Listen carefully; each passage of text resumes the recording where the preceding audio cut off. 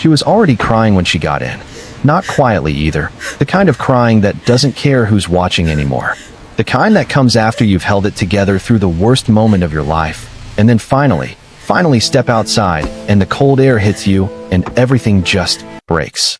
She pulled open the door of the yellow cab, dropped into the back seat, and pressed her face into her hands. The driver said nothing. He didn't pull away immediately. He just sat there, engine idling, and let her breathe. She didn't look at him. Why would she? He was just a cab driver. A stranger. The safest kind of person to fall apart in front of, someone who would forget her face by the next fare. She had no idea she was wrong about that. What she was about to say before she reached her destination: stay with me. Because you will not see this ending coming. Before we go any further, if this story is already pulling at something in you, hit that subscribe button right now and drop a comment telling me where in the world you're watching from. Lagos, London, Seoul, somewhere nobody would expect. Drop your city. Let's go. Her name was Amara Osei. And 3 hours ago, she had been a domestic supervisor with 4 years of perfect service, a team that trusted her, and a quiet pride in work that most people never noticed and never thanked her for. Now she had a termination letter folded in her bag and 30 minutes worth of memories from clearing out her locker. She hadn't even finished crying on the way down in the elevator. She had bitten it back, held her face still, nodded at the security guard on the ground floor who had always called her by name. She had walked through the revolving doors of the Hargrove Tower with her chin up. She had made it all the way to the curb before her legs slowed and her chest cracked open, and she flagged down the first cab she saw just to have somewhere to put herself. So here she was, face in her hands, falling apart in the back seat of a stranger's taxi. The driver still hadn't moved. The meter wasn't even running yet. "I'm sorry," she said finally, lifting her head, pressing her fingers under her eyes. "I'm sorry. I just need a minute." "Take your time," the man said quietly. His voice was low and even. She barely registered it. She gave him the address. He pulled into traffic, and she turned to watch the city move past the window. All those lit windows. All those people inside them going about evenings that hadn't collapsed without warning. She pressed her forehead lightly against the cool glass and closed her eyes. She didn't know what made her start talking. Maybe it was the silence. Maybe it was the fact that he was a stranger, and strangers don't carry your words anywhere that matters. Maybe she just needed to hear it out loud to confirm it had actually happened. "I got fired today," she said. The driver said nothing, but she saw his hands shift slightly on the wheel. "For years," she continued. "I gave that place 4 years. I turned down another offer to stay. I moved my mother closer to the city so the commute wouldn't eat me alive. I worked 6 days a week for 8 months straight because we were understaffed and I didn't want my team to suffer for it." She exhaled slowly. "I didn't even take my annual leave. I kept rolling it over. I genuinely thought that kind of loyalty meant something to people." The cab moved through an intersection. The light outside shifted from orange to gray. "What did they say?" the driver asked. "That I was stealing." She said it the way you say something that still doesn't feel real. Flatly. Like reading someone else's story. "I managed the household expense logs. There were discrepancies in the accounts. They said the pattern pointed to me." She shook her head slowly against the window. "I have never stolen anything. I wouldn't even know how to construct what they're describing. But nobody asked me. Nobody sat me down and said, 'Amara, can you help us understand this?' They just handed me a letter. Gave me 30 minutes to clear my things. And that was 4 years, done." She felt the driver exhale. Not loudly. Just a breath. Like something had shifted in him. "Did you know it was coming?" he asked. "That's the part one can't stop replaying." She almost laughed. That hollow, broken laugh of someone who has run out of appropriate responses. "This morning my biggest concern was whether to reorganize the linen storage. That was my whole problem this morning. Linen. And then by afternoon everything was different. That must feel unreal," she said. "Like the floor disappeared, and I'm still waiting to land."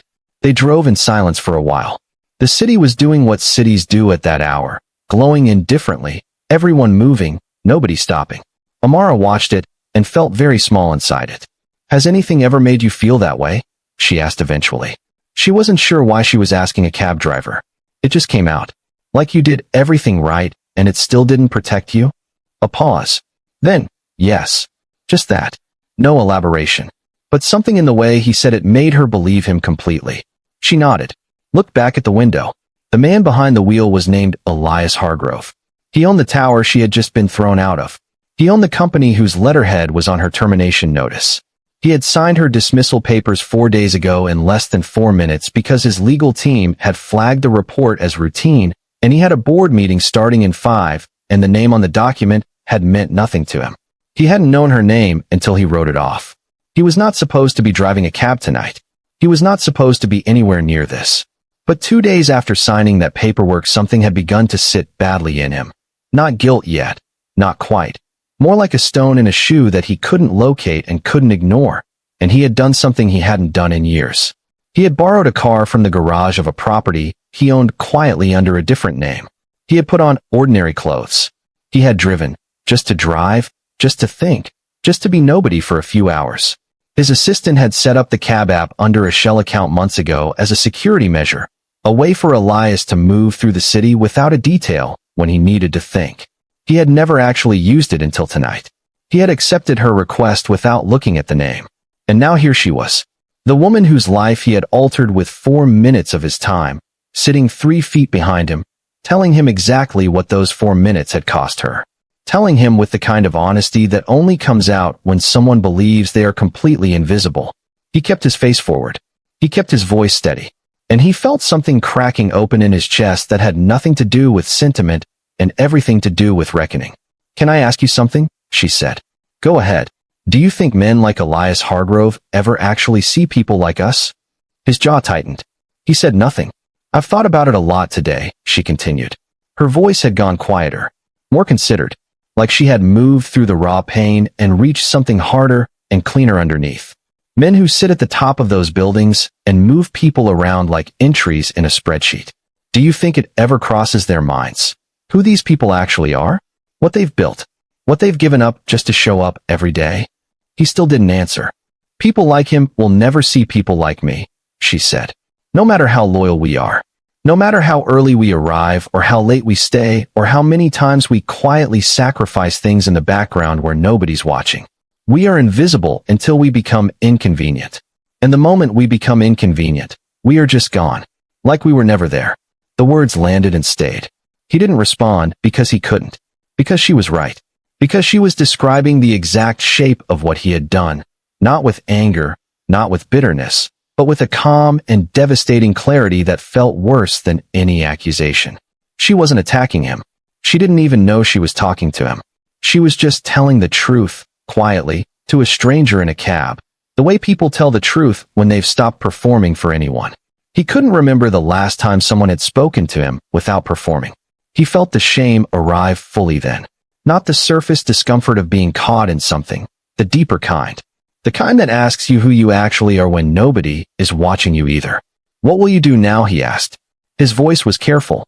She thought about it genuinely. "Call my mom first. She'll panic, so I'll have to sound calmer than I am." A small smile crossed her face, the first real one since she'd gotten in. "Then probably cry properly once I hang up. Then start figuring out what's next. Just like that. What's the alternative?" She looked at her own reflection in the dark window. Staying broken? He had no answer for that. He thought about how long he had stayed broken after things that had far less right to break him. Deals that fell through. Quarters that missed projections. Board members who questioned his vision. He had an entire infrastructure, advisors, therapists, retreats, built specifically to absorb his difficulty.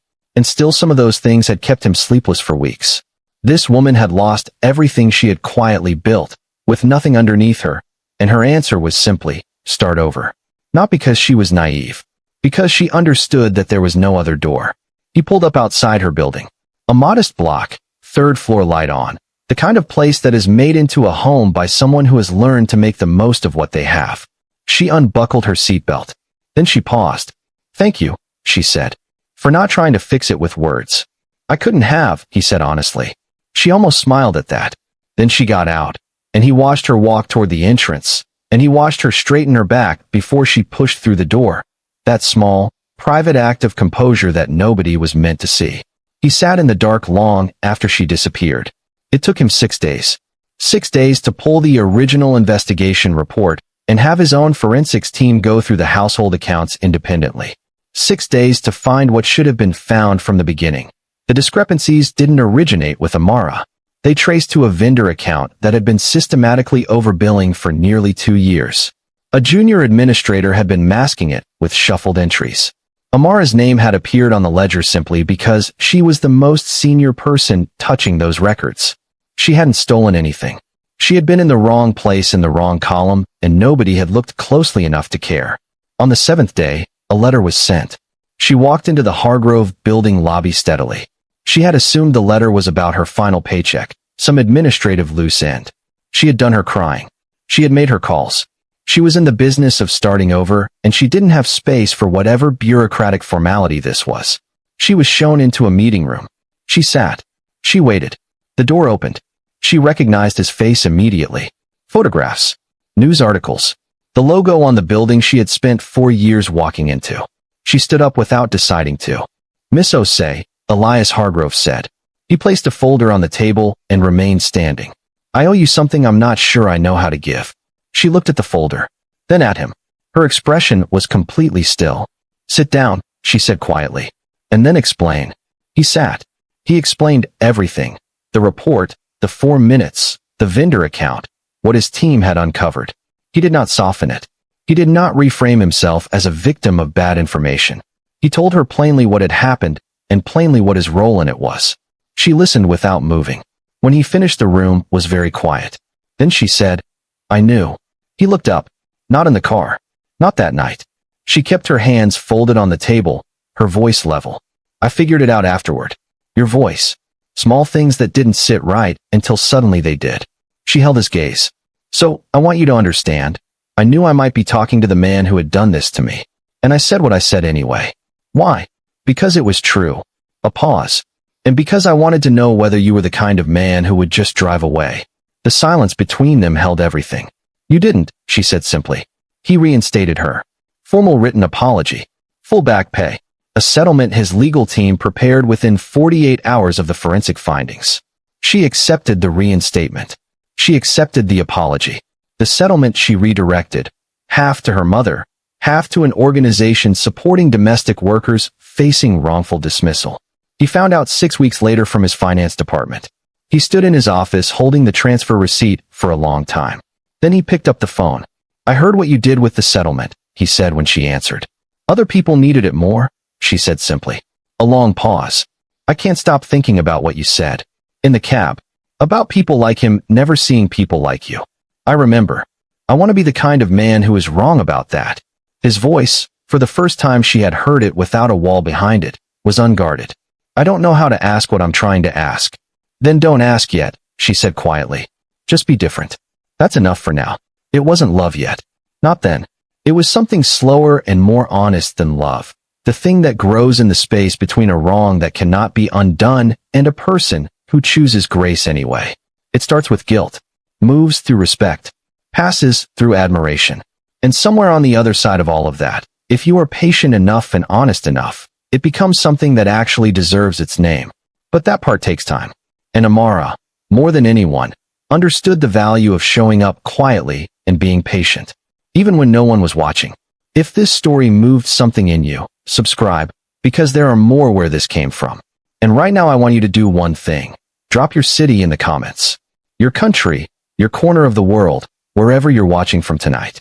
Accra or Atlanta, Manila or Manchester, Nairobi or New York. Let's see exactly how far this story travels.